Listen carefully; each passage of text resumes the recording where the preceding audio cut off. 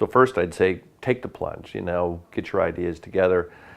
Second, writing a book isn't, it's a little bit like the birthing process. I mentioned in earlier that, maybe a somewhat distant second, but second to having a child born to me, creating a book and getting that first copy FedEx to you so you can see it in completed form is a pretty special experience.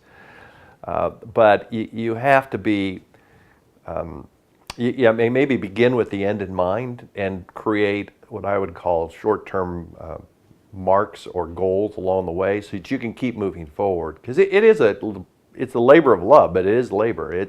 And you're not inspired every day. Maybe that's the third tip. Don't sit down just on the days that you're inspired, because if that happens, you're not inspired that many times, particularly not just sitting there before you've actually started putting, well, you would say pen to paper. I guess it's actually fingers to keys now. But so I actually I had a professional practice and I did what I did then. If I had a project I needed to do, I would schedule time to do it.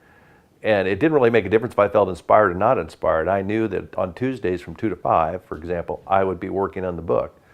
So I'd say you have to introduce structure and discipline, but set yourself short-term goals that you can have a sense of accomplishment. It's easy in a chapter in a book because oftentimes it's chapter related, or for me it was individuals that I wanted to cover in my new book and tidying that first one off. And I'd say the other thing is people also maybe have a tendency, I'm on a streak, I'm going to keep writing until I'm exhausted. I'd say that's actually a mistake because it's so hard to get started the next day if you think you've exhausted every potential idea. So I would always leave myself with the idea that I've got more to say. Let me write 1 or 2 notes. For me, what I would do is I would type 2 or 3 sentences in large cap letters at the end of wherever I left off, and I knew that was going to get me started the next time. So I didn't really kind of fear getting started. Be disciplined about it.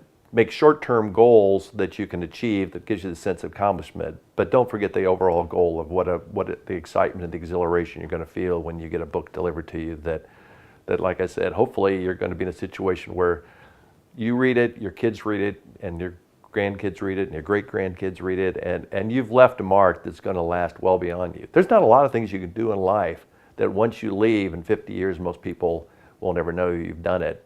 But writing a book is something that, it doesn't have to be a masterpiece, and it may only be within your lineage of your family, but what a legacy you can leave that can last hundreds of years. So if you have that long-term aspirational goal, these mechanical things will take care of themselves, and just go for it.